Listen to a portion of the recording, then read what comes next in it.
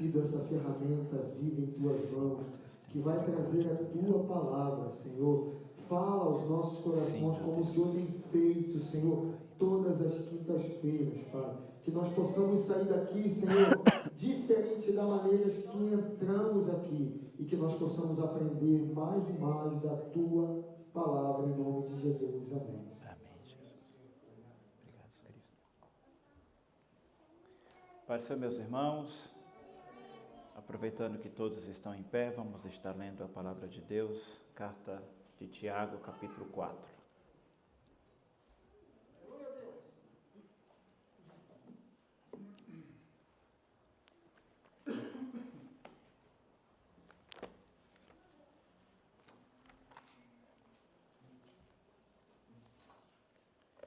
Tiago, capítulo 4, a partir do versículo 1. Eu vou ler na tradução King James, talvez esteja um pouquinho diferente aí da sua tradução, mas pode acompanhar, por favor.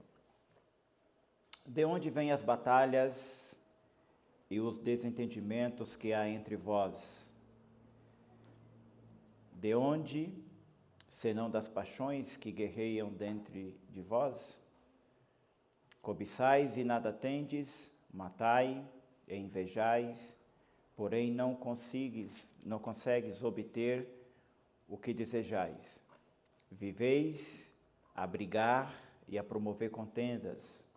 Todavia, nada conquistais, porque não pedis. E quando pedis, não recebeis, porque pedes com a motivação errada, simplesmente para esbanjardes em vossos prazeres. Adúlteros, ou não estáis cientes de que a amizade com o mundo é inimizade contra Deus? Ora, quem quer ser amigo do mundo torna-se inimigo de Deus. Ou imaginais que é sem razão que as Escrituras afirma que o Espírito que ele fez habitar em nós zela com ciúmes por seus. Todavia, ele nos outorga graça ainda maior. Por isso declara a Escritura: Deus se opõe aos arrogantes, mas concede graça aos humildes. Portanto, sujeitai-vos a Deus, resisti ao diabo, e ele fugirá de vós.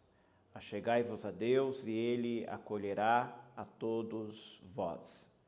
Pecadores, limpai as vossas mãos, e vós que tendes a mente dividida pelas paixões, purificai o coração. Entristecei-vos, arrependei-vos e chorai. Abandonai o riso fácil e pranteai. Trocai a vossa euforia pelo pesar.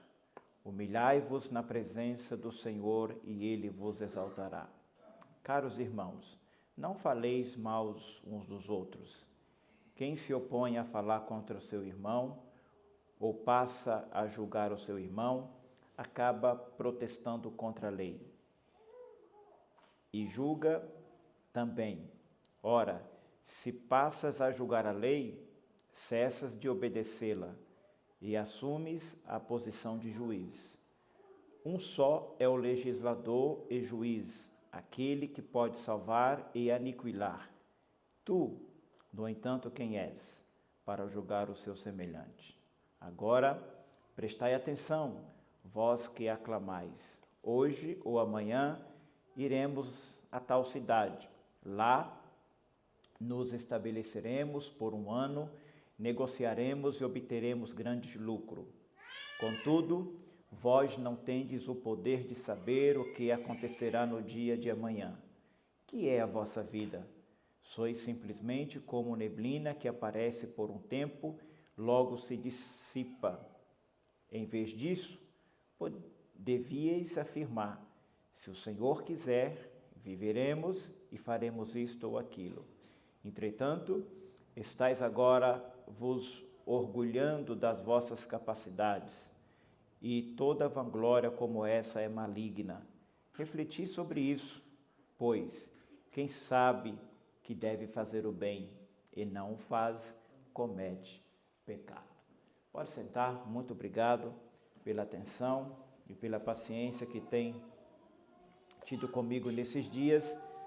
Hoje nós estamos já na quarta quinta-feira falando desta carta, uma carta muito confrontadora. Aqueles que têm visto como o Tiago, ele tem momentos, parece que ele pega um pouco pesado. Mas o Evangelho é isso, irmãos. O Evangelho ele vem para confrontar as nossas vidas, para que haja mudança na nossa maneira de viver, a nossa maneira de se comportar, na caminhada que nós estamos. Nós falamos no capítulo 1 sobre a fé testada. Eu sempre gosto de revisar o que nós aprendemos, para que não caia no esquecimento. Então, no capítulo 1, nós falamos sobre a fé testada. A nossa fé, ela é testada nas provações. Então, tudo isso no capítulo 1. Nas provações, nas tentações e também na prática da palavra de Deus para aqueles que foram gerados de novo e agora precisa exercer na prática essa fé testada, resultando numa nova vida que Cristo nos gerou pelo poder da palavra. No capítulo 2, nós falamos sobre a fé demonstrada em relação a tratar as pessoas sem fazer acepção, e também nas obras da prática da fé, a fé que produz a fé, no sentido da eficácia, do resultado final daquilo que um dia essa fé nos alcançou e agora nós estamos vivendo por fé, e as nossas pisadas são os resultados desta fé que vai ficando para trás. O resultado disso é chamado de obra. E no capítulo 3 nós falamos sobre a fé aprovada. O que é a fé aprovada? É aquele que consegue dominar a sua língua. Falamos isso semana passada. E também aquele que consegue exercer a verdadeira sabedoria que é do alto. Porque a sabedoria terrena, ela é maligna, ela é diabólica e ela não produz efeito nenhum sobre as nossas vidas. Hoje vamos falar sobre a fé ativa. O que seria esta fé ativa? Ela está dividida em 3 subtópicos do capítulo 4 de Tiago. Do versículo 1 ao 10, nós vamos falar essa fé ativa em relação a Deus. Do versículo 11 ao 12, vamos falar em relação aos nossos irmãos. E no versículo 13 ao 17, vamos estar falando sobre em relação ao nosso futuro. Então, essa fé ativa, ela precisa estabelecer essas 3 questões. A nossa relação com Deus, a nossa relação com o nosso próximo e a nossa relação em relação ao nosso futuro. Tudo isso nós vamos pedir a Deus a sua graça, a sua misericórdia, para que nós possamos ter êxito e procurar chegar o mais próximo daquilo que Tiago está nos ensinando nesta noite. Vamos então para o primeiro tópico desse capítulo 4, a fé cristã. A fé cristã não ativa é um adultério espiritual. Então, o primeiro tópico deste ensino é a fé ativa, ou a fé cristã que não é ativa, ela consiste em um adultério espiritual. Do versículo 1 ao 4, vamos ler? Ele diz: de onde vêm as batalhas e os desentendimentos que há entre vós? De onde, senão das paixões que guerreiam dentre vós? Observe que Tiago está fazendo uma pergunta. E a pergunta que ele faz, ele questiona de onde vêm as guerras, de onde vêm as batalhas, de onde vem o desentendimento que há dentre vós. Aí ele mesmo responde, vem, senão das paixões que guerreiam dentre vós. Queridos, essa palavra paixão que Tiago coloca aí, ela tem origem numa palavra chamada hedonismo. Hedonismo vem da palavra hedon, que quer dizer prazer. É um modo de vida dedicado ao prazer, sem que a vida cristã consiste somente nos prazeres das coisas do mundo. Então, essa palavra hedonismo, ou prazer que Tiago está dizendo, é um sentido de prazer que a pessoa estabelece para a sua vida como um método de vida, mas ele não inclui Deus. Ele exclui Deus e ele procura satisfazer nos prazeres que o mundo lhe proporciona.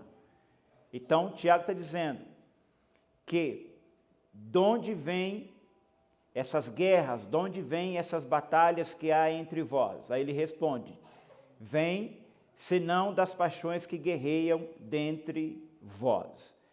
Ou seja, é aquela pessoa que ela procura satisfazer as suas vontades, os seus deleites, só que a fonte geradora que satisfaz essas pessoas não é Deus.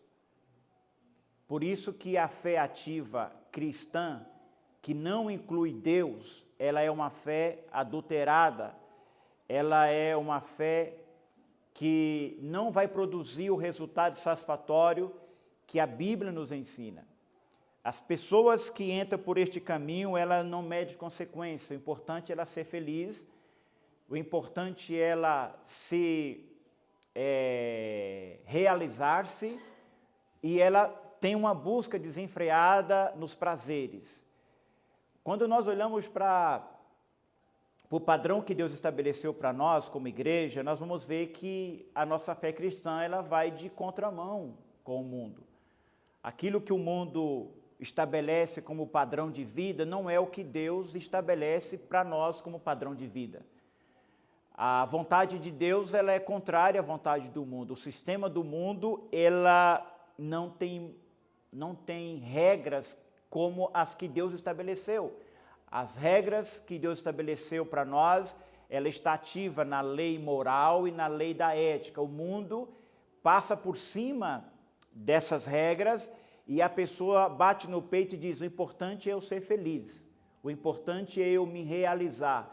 Ele está dizendo então, ele está fazendo a pergunta, de onde que vêm essas paixões? De onde que vêm esses desejos? Aí ele diz, de vocês mesmos. Ou seja, a pessoa, para ela se autossatisfazer, ela não mede consequência, ela não respeita os preceitos que Deus estabeleceu e ela vai andando em uma contramão à vontade de Deus. Por isso que é uma fé adulterada, por isso que no versículo 4, ele vai chamar essas pessoas de adúlteras, nós vamos ver daqui a pouco. Mas continuando, versículo 2, cobiçais e nada tendes, matai e invejais, porém não consegues obter o que desejais. Viveis a briga e a promover contendas, todavia nada conquistais porque não pedis. Então veja que para que essas pessoas elas possam satisfazer os seus desejos, as suas vontades, elas vão entrar num campo e uma área muito perigosa, porque a cobiça é pecado. Aquilo que a pessoa deseja que é fora da vontade de Deus, que é contra o padrão que Deus estabeleceu, consiste em pecado. Nós, quando olhamos para a Bíblia, você vai ver pessoas que entrou pelo caminho da cobiça e o seu fim foi ruína, o seu fim foi algo muito que trouxe consequência desastrosa para as pessoas. Então, ele diz assim, no versículo 1, de onde vêm essas paixões? Senão dos prazeres. Mas para que a pessoa se autossatisfaça nesses prazeres, ela agora começa a alimentar de situações e de pensamentos e que vai criando uma bola de neve na vida dessa pessoa. Ele diz, vem da cobiça. Ele diz, vocês estão cobiçando e nada obtêm. A cobiça aqui, irmãos, leva a pessoa a aquela busca desenfreada. Ele quer de qualquer jeito. Se for possível, ele vai passar por cima dos princípios estabelecidos por Deus, porque o importante para ele é autossatisfazer.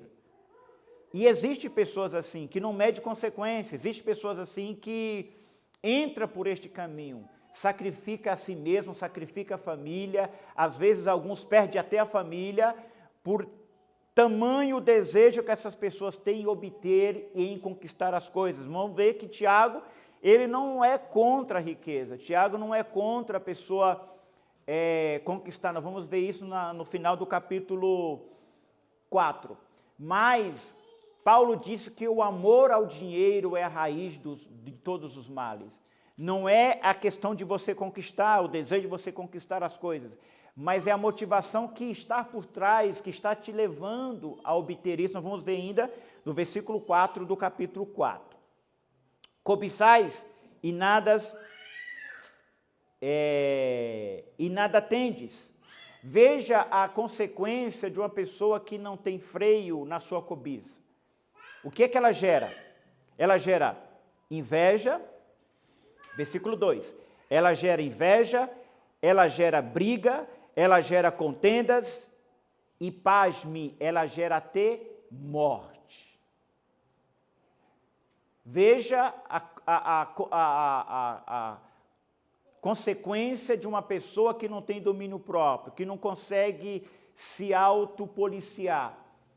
O desejo de obter é tanto que ela é uma causadora de inveja, porque o que o outro tem, ela quer ter. E ela diz, se ele tem, por que eu não posso ter? Se ele tem o direito de ter, eu também tenho o direito de ter. Então são pessoas possessivas que querem obter de qualquer jeito. E a maneira que essas pessoas vão empenhar para conquistar é gerando briga, gerando contenda e até gerando morte. Está no texto. Está no texto. A cobiça aqui é pecado, pois é um mal no sentido de luxúria. Então a pessoa ela é alimentada por esse sentimento, por esse prazer que satisfaz a ela. Então, quando ela adquire, ela se autorrealiza. E às vezes, depois que adquire, ela não está nem mais aí com aquilo que ela adquiriu. Mas o prazer de conquistar, o prazer de ter, depois que tem, ela vai ver que o prazer passou, a alegria passou. Aí ela quer ter outra coisa, ela quer ter mais coisas, ela só tem aquela impulsão de querer, porque no ato que ela adquire, é gerado nela um prazer, uma satisfação. Então essa cobiça é maligna. Nós vamos ver isso daqui a pouquinho. O versículo 3, Tiago diz, e quando pedis, aliás, no 2 ele fala, por que vocês não pedem? Vocês não têm porque vocês não pedem. Aí no 3 ele fala, e quando pedis, vocês não recebem, porque vocês não sabem pedir, porque vocês pedem com a motivação errada, simplesmente para esbanjardes em vossos prazeres. É aquela pessoa que ela não só se alimenta com prazer nela, mas ela quer que as pessoas também se autorrealizem naquilo que elas têm. Então, quando elas não conseguem ficar camuflado, elas não conseguem ficar para si. Elas obtêm, elas conquistam, elas se alimentam com seu ego, elas se alimentam com o prazer de ter, e só que elas querem que as pessoas aplaudem. Elas querem demonstrar para as pessoas que elas conquistaram, que elas têm. Então elas são pessoas que são motivadas não só pelo seu próprio ego, mas elas são motivadas por aquilo que as pessoas vão dizer para elas. Você viu o que eu comprei? Você viu o que eu adquiri? Você viu o que eu conquistei? E ela então está esperando que alguém fale. E se essa pessoa não falar nada, ela é capaz de falar assim, você não vai falar nada? Você não vai me dar os parabéns, você não vai dizer, você não sabe o tamanho do empenho que eu tive que realizar para ter o que eu tenho. Então veja que a motivação que está por trás é errada. Tiago está falando, vocês não têm, por que vocês não pedem? Mas sabe por que vocês não sabem pedir? Porque a motivação que está por trás, Deus não vai conceder a vocês. Deus não vai dar nada para ninguém, para você usar aquilo que Deus te deu para expor para as pessoas. Deus, ele não abençoa pessoas que são arrogantes, pessoas que querem fazer das suas conquistas uma vitrine para ela.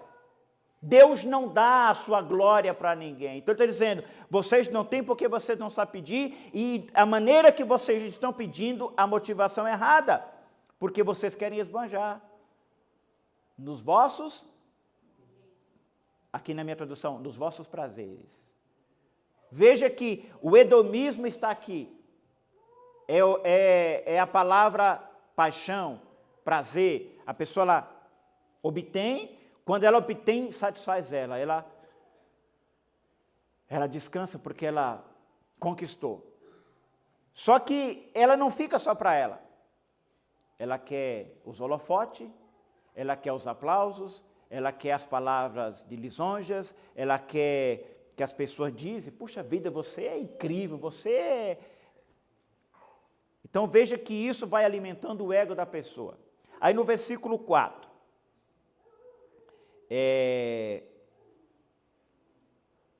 antes um pouquinho, deixa eu só comentar no versículo 3 aqui, essa luta, irmãos, que a pessoa tem e que ela obtém, essa luta ferrenha de obter as coisas, vai afastando elas de Deus. Porque elas criam elas vão criando nelas um perfil de autocapacidade. Elas começam a olhar para elas e falam assim, eu não preciso usar essa fé ativa aí, eu não preciso dessa dependência de Deus. Olha aqui, olha o que meu braço conseguiu, olha o que a minha sabedoria conseguiu, eu nem precisei de Deus para fazer isso. Então veja que elas vão excluindo Deus, das suas conquistas, e como elas vão conquistando as coisas, elas vão tendo essa autocapacidade, essa autoconfiança. Ou seja, segundo eles recebia, pois eles estavam, aliás, porque eles não recebiam, porque eles estavam carregados desses maus sentimentos, esse mau sentimento. Então isso não é legal. A pessoa, nós que somos cristãos, nós precisamos colocar Deus em tudo, irmão. Nós não podemos excluir Deus de nada. Nós devemos ter essa dependência do Senhor. Ainda que você tenha habilidade, essa habilidade quem te deu? Ainda que você tenha sabedoria, quem te deu essa sabedoria? Então não há espaço para nós, para esse exclusivismo e achar que nós somos capazes por nós mesmos, achar que nós somos talentosos por nós mesmos, achar que nós somos autossuficientes por nós mesmos. Não somos. É Deus que nos habilita, é Deus que nos dá capacidade, é Deus que nos dá sabedoria. Mas aqui esses irmãos, eles estavam se autopromovendo, e Tiago diz, vocês não vão receber. Aliás, pessoas arrogantes nem oram. Primeiro que você não sabe nem pedir. E se vocês for pedir, que vai ser muito difícil, você não vai saber pedir, porque vocês são arrogantes. É capaz dessas pessoas serem igual o publicano que foi orar. Jesus disse que foi orar o publicano e o fariseu. E o fariseu dizia assim, Senhor, tu sabes que eu sou bom, tu sabes que eu dou o dízimo de tudo, tu sabes que ele foi só se auto-vangloriando para Deus, contando as suas vantagens. O senhor sabe que eu guardo os mandamentos, o senhor sabe que eu não sou como esse miserável aí, publicano que está orando. E Jesus disse que, quando terminou a oração dos dois, Jesus perguntou para os seus discípulos, qual dos dois a oração foi ouvida?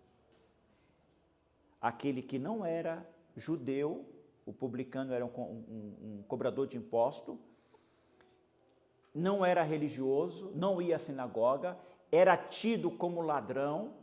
Lembra de Zaqueu, que era um cobrador de imposto, era chamado de corrupto, de ladrão, mas a oração dele foi ouvida. E por que Deus não ouviu a oração do religioso? Porque diante de Deus, irmãos, Deus não abençoa, Deus não ouve soberbo, orgulhoso. Nós precisamos ter essa humildade diante do Senhor. Mas no versículo 4, aí ele vai bater de frente. Aí ele chama esse tipo de pessoas adúltero. Não estais ciente de que a amizade do mundo é inimizade contra Deus? Ora, quem quer ser amigo do mundo torna-se inimigo de Deus. Tiago está chamando eles aqui de desleal, de infiéis, a fim de enfatizar o grave erro das pessoas que professam amar a Deus no dia a dia, mas traem a Deus flertando com os prazeres do mundo. No dia que Deus falou para Oséias que ele procurasse uma mulher, uma meretriz, e casasse com ela, e que não era para Oséias impedir que a sua mulher se prostituísse. Porque a nação de Israel ia dizer assim: Oséias, mas você é um homem de Deus, um homem santo de Deus, e como que você fez uma aliança com a meretriz e ainda você concede que ela seja infiel a você? Deus queria fazer com que o profeta sentisse o que ele estava sentindo.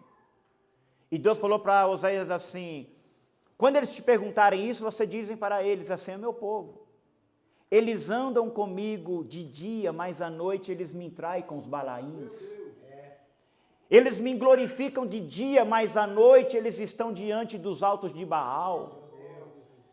Eles me louvam de dia, mas à noite eles prostituem a sua fé e a sua espiritualidade. Irmão, a nossa vida cristã não pode ser dúbia. Nós não podemos servir dois senhores. Nós não podemos dormir com Deus e acordar com o diabo. Tiago está chamando eles de adúltero nesse sentido. É uma fé adulterada, é um relacionamento adulterado. Eles se aproximam de Deus somente com alguns interesses, por aquilo que Deus pode proporcionar-lhes.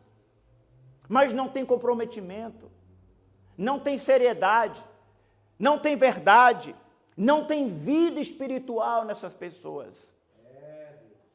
Não caberia outra palavra para Tiago dizer a não ser adúlteros, infiéis, desleais. Veja que essa categoria de palavra não era para ser para pessoas que professam a fé em Deus.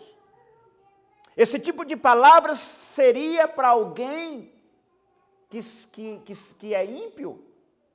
Mas não, Tiago dizendo: vocês que têm esse comportamento, vocês estão sendo desleal. Agora, versículos 5 e 6, nós vamos falar. Deus não aceita nos dividir. Ele nos chamou para sermos somente dele. Versículos 5 e 6. Ou imaginais que é sem razão que a Escritura afirma que o Espírito que ele fez habitar em nós zela com ciúme dos seus. Todavia, ele nos outorga graça ainda maior. Por isso declara a Escritura: Deus se opõe aos arrogantes, mas concede graça aos humildes. A partir desse versículo, Tiago inicia seu apelo não para ímpio, porque nós fazemos apelo normalmente para o ímpio, mas Tiago está falando um apelo aqui para eles, dizendo que eles tinham que ter esse entendimento. Deus não aceita nos dividir. Nós fomos salvos pela graça do Senhor, e a garantia desta salvação é o penhor, que é o Espírito Santo. E esse espírito que Deus faz habitar em nós tem ciúme. Nós não podemos flertar com Deus e com o mundo. Nós temos que decidir, ou nós servimos a Deus, ou nós servimos o mundo. O que é isso? Que mundo é esse que Tiago está falando? O mundo da natureza? As coisas criadas? Não, é um sistema maligno. É o sistema que o mundo coloca e diz que o importante é você ser feliz. O importante é você se autorrealizar. O importante é você ter o alto prazer, que é hedonismo. Não importa se você vai quebrar princípios. Não importa se você vai ofender alguém. Não importa se você vai quebrar a ética. Não importa se você vai ser imoral. O importante é você se autorrealizar. E as pessoas que entram por este caminho, ela vai quebrando o princípio. A fé dela não é mais ativa. E ela começa a paquerar o mundo, ela paquera o mundo hoje, ela paquera o mundo amanhã. Daqui a pouco ela está totalmente afastada de Deus. Tiago está dizendo, o espírito que você habita, ele tem ciúme de você. Este ciúme é um ciúme de zelo, o Espírito Santo não quer que você se perca. O Espírito Santo não quer que o mundo te engula, te traga. Ele tem ciúme de zelo, ele quer cuidar de você. Ele quer cuidar de nós, ele quer proteger você. O mundo não tem piedade. O mundo não tem dó.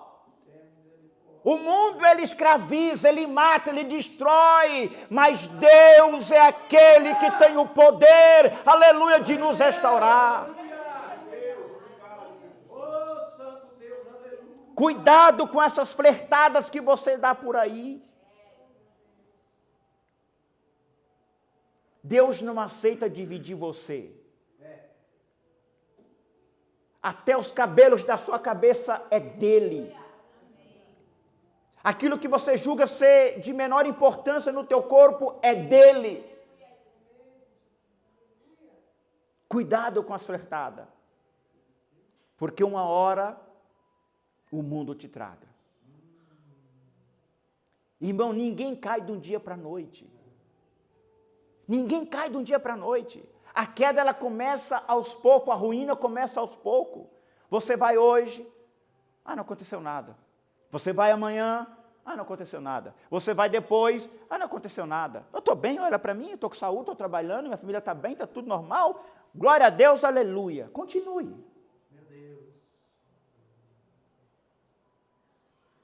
O Senhor falou para a igreja, uma das 7 igrejas, dê-lhe tempo para que tu arrependesse, mas tu não arrependeu, por isso eu colocarei em um leito de enfermidade. Eu não estou dizendo que toda enfermidade ela é de origem espiritual, mas tem enfermidade que é legalidade que você está dando para que coisas horríveis podem acontecer. Então, irmãos, nós não podemos servir a 2 senhores. Deus dá a sua graça, versículo 6. Ele dá a sua graça. Ele nos outorga essa graça. Por isso, rende-se a Ele completamente. Todas as coisas, renda-se a Ele.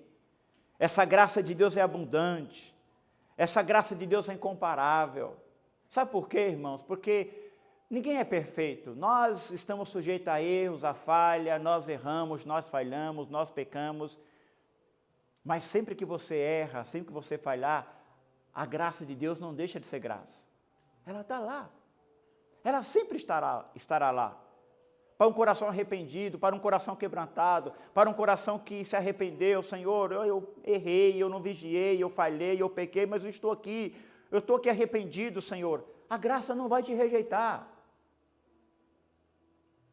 Agora o mundo não tem piedade. O mundo não medirá esforços para te tragar, para te matar, para te destruir. Jesus disse que o Senhor deste mundo é o maligno, é aquele que é contra nós. O mundo jaz no maligno, é o maligno que domina, é o maligno que que entra na mente dessas pessoas e vão criando situações e meios para satisfazer aqueles que só vivem ao seu bel prazer, motivado pelas suas próprias paixões e pelo seu próprio ego. Tome cuidado. Mas do versículo 7 ao 10, o caminho da verdadeira bênção. Vamos lá, versículo 7. Portanto, sujeitai-vos a Deus, resisti o diabo, e ele fugirá de vós. Tiago vai nominar aqui 9 verbos de ação. Você quer a bênção de Deus? Você quer ser bem-sucedido? Você quer que Deus te abençoe? Então vamos entrar por este caminho. Qual é o caminho dessa bênção que Tiago nos vai mostrar? Ele vai nos mostrar 9 verbos. O primeiro verbo eu li no versículo 7. Ele fala, sujeitai-vos a Deus. O que é justo. Ajudai o oprimido. Fazer justiça ao órfão. Tiago falou isso no capítulo 1, versículo 27. Tratai da causa das viúvas. Vinde então. Agora sim. Vinde então. E raciocinemos junto, diz o Senhor. Ainda que os vossos pecados sejam como a escarlatas, eles se tornarão branco como a neve. Ainda que sejam vermelhos como o carmesim, se tornarão como a branca lã. 19. Se quiserdes e obedecerdes, comereis o bem dessa terra. O caminho da bênção está aqui. Mas correndo. Versículo 9. Ele diz, entristeçai-vos e arrependei-vos e chorai, abandonai o riso fácil, pranteai, tocai a vossa euforia pelo pesar e humilhai-vos na presença do Senhor e Ele vos exaltará. Entristecer aqui, irmãos, é você sentir as suas misérias. Arrepender aqui é metanoia, é mudança de mente, no sentido de mudar de atitude em relação ao pecado. E chorar aqui é um lamento com gemidos. Ele diz, abandonai o riso e trocai a euforia. Esses verbos aqui, o que ele está falando? Existe motivo para alguém estar eufórico nessa situação? Existe motivo para que alguém que está flertando com o mundo está feliz, alegre, como se nada acontecesse, né? Como se ele esquecesse que a mira da ira de Deus está apontada para ele. E se ele morrer naquela condição, não há misericórdia, não há missa de 7º dia, não há o que possa mudar a pessoa depois que morrer. E a condenação eterna está esperando essa pessoa. Então existem pessoas que estão flertando com o pecado, flertando com o mundo, e está lá festejando, feliz, alegre, oh glória.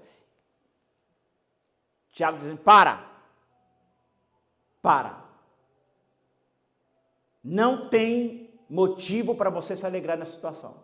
Para. Troque este sorriso aí por choro. Tire essa euforia e lamente, pranteie, humilha-se. Isso aqui é sério, irmãos. Parece que tem pessoas que a ficha não caiu. O diabo já está cauterizando a mente da pessoa, a pessoa não consegue ter mais sensibilidade. O inferno está à porta para essa pessoa, a condenação está à porta para essa pessoa, ela está dormindo! E Tiago diz,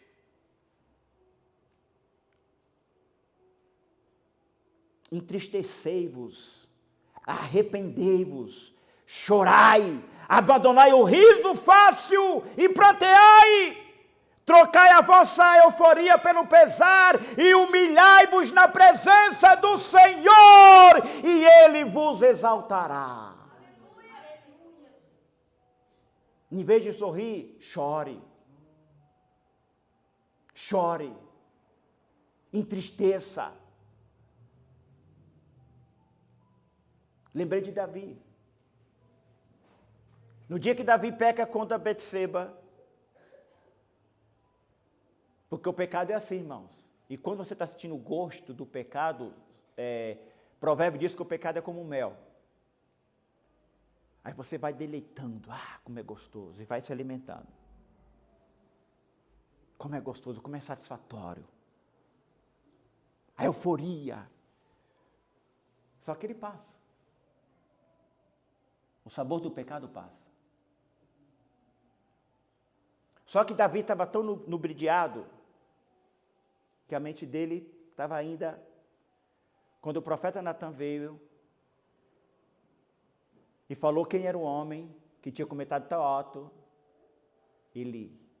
Olha a ação de um homem segundo o coração de Deus. Ele tira as suas vestes reais, ele tira a sua coroa, ele desce do trono, ele se veste de pano de saco, ele pega as cinzas e chora diante do Senhor. Não há espaço para alegria para quem está levando uma vida dúbia. Não tem motivo para você se alegrar, você sabe que não tem motivo para se alegrar, a não ser se arrepender e chorar ao pé da cruz. Mas continuando, versículo 11 ao 12, o perigo de você, ele vai voltar novamente nessa questão de você julgar o irmão, vou rapidinho para não terminar. O mal de falar mal do irmão, versículo 11 e 12. Caros irmãos, não faleis mal uns dos outros. Quem se opõe a falar contra seu irmão, ou possa a julgar seu irmão, acaba protestando contra a lei e julga também. Ora,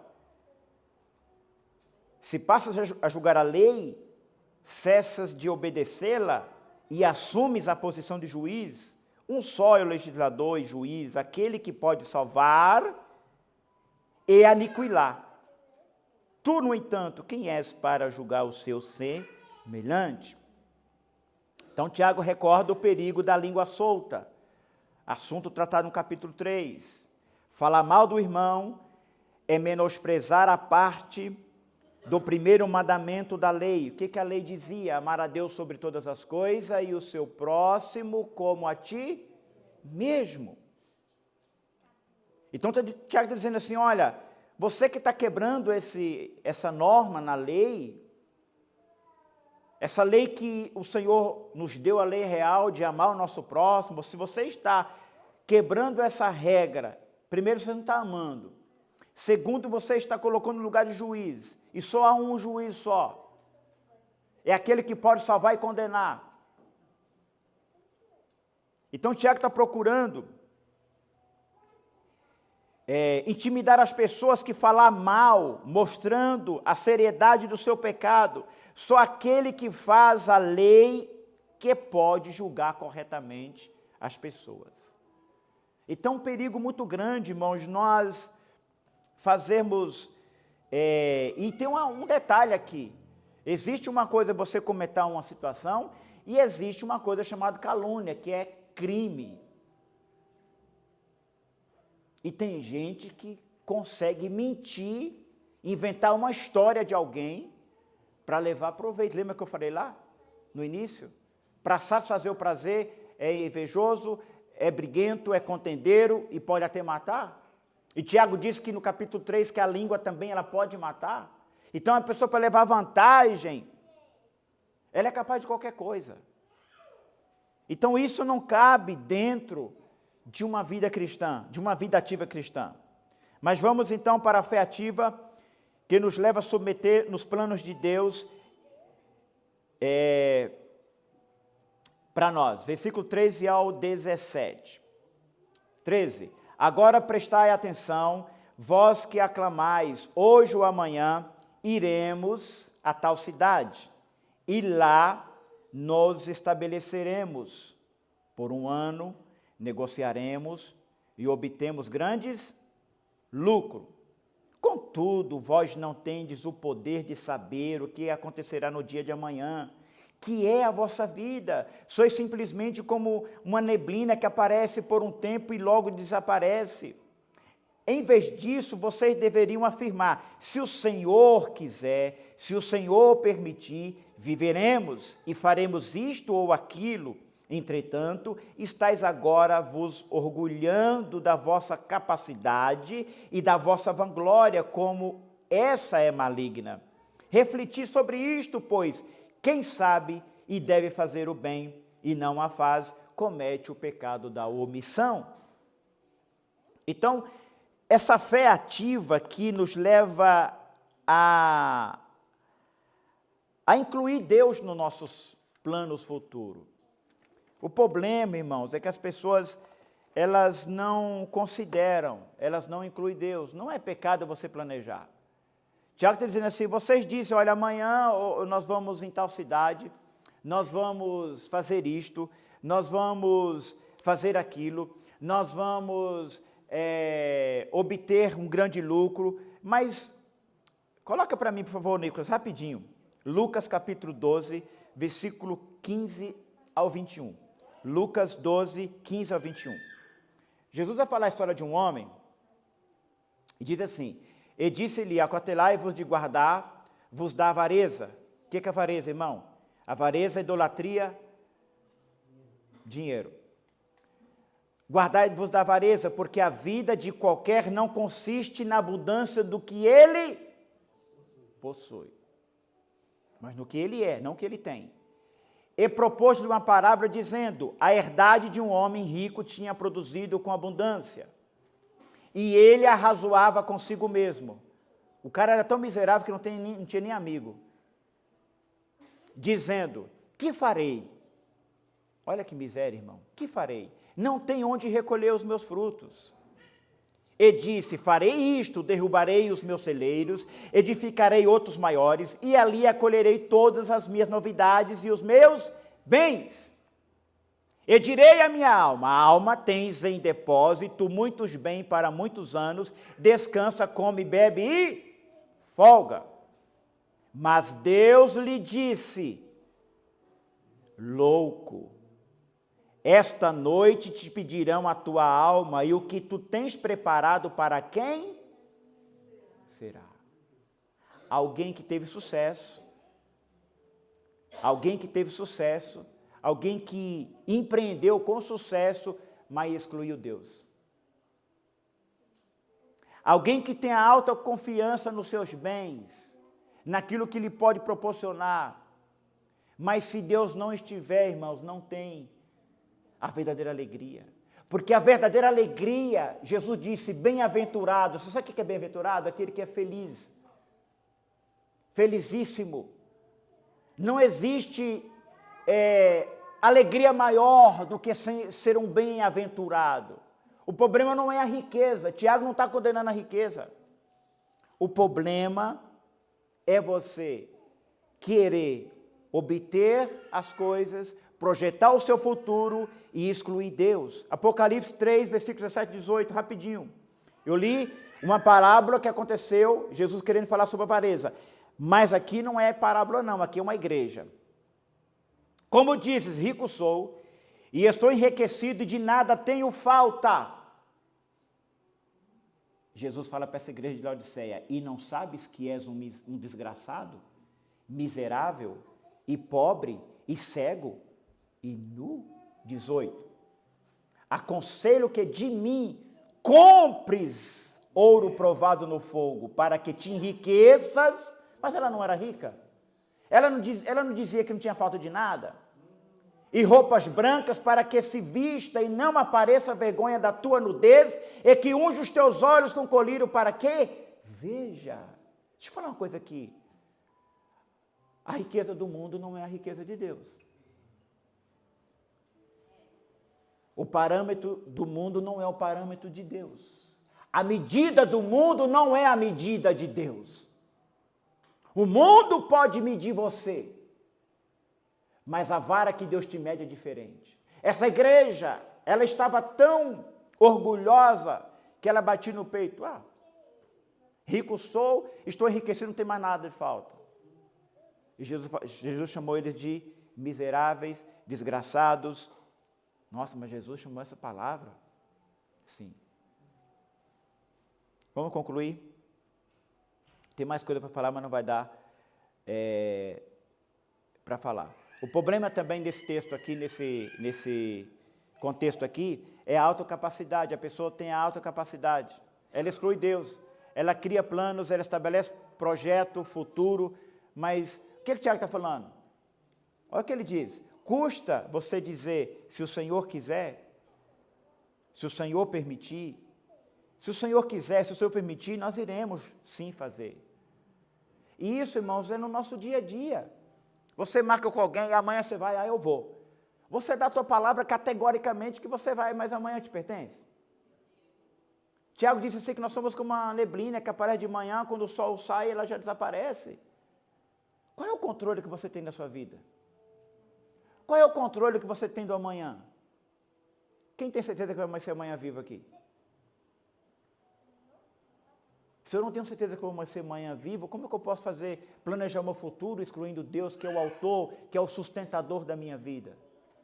Eu tenho que dizer, se o Senhor quiser e se o Senhor permitir. Vamos aplicar? Primeiro, qual é a fonte geradora de prazer na sua vida? O que te dá prazer? Qual é a fonte geradora de prazer na sua vida? É as coisas deste mundo? É as coisas dessa vida? Ou é o seu relacionamento verdadeiro com Deus? Segundo, a busca desenfreada pelas coisas deste mundo pode trazer consequências irreparáveis, como inveja, contendas, brigas e até morte. Terceiro, saiba pedir, mas com a motivação certa. Quarto, não tenha uma vida cristã flertada com o mundo, pois o Espírito que habita em nós, ele tem ciúme. 5.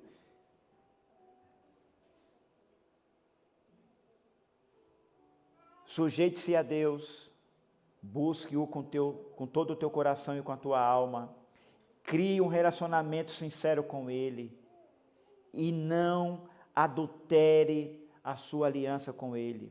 Fazendo isso, você pode ter certeza que você vai ter capacidade de resistir o diabo e ele vai fugir de você.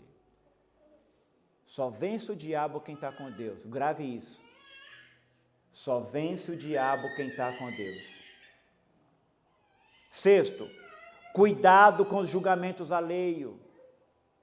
E 7, para terminar, planeje seu futuro. Faça planejamento, mas não esqueça, convide Deus.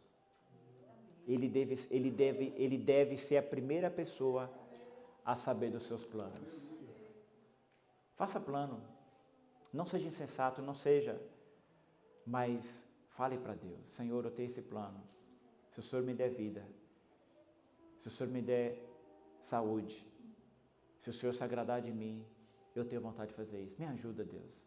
E com certeza Ele vai nos ajudar. Que Deus abençoe. Muito obrigado, pastor.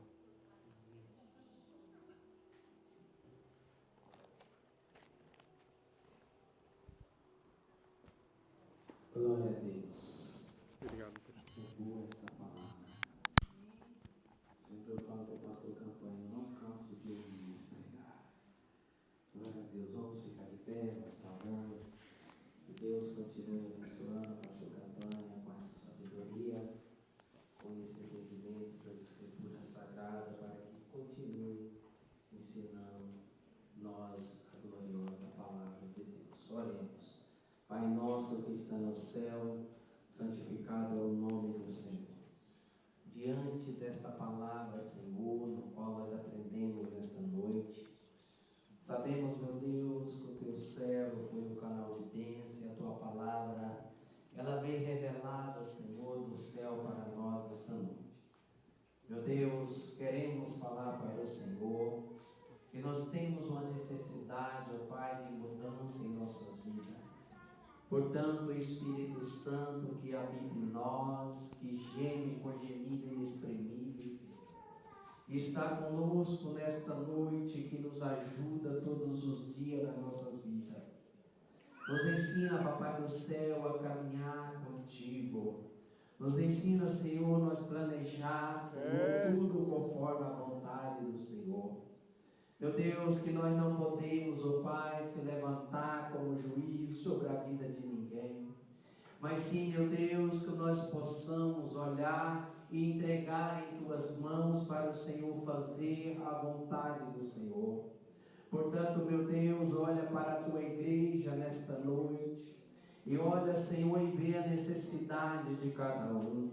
Sabemos, meu Deus, que a Tua palavra, ela tem a direção certa.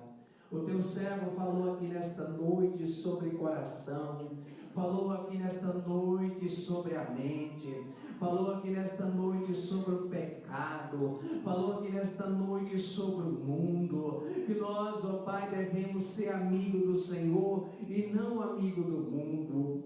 Portanto, Papai do céu, nos ensina a buscar o Senhor como nosso verdadeiro amigo. Nos faça, Senhor, abandonar o mundo, a deixar as coisas mundanas para trás. Meu Deus, abre os nossos olhos, ó Pai espiritual, Senhor.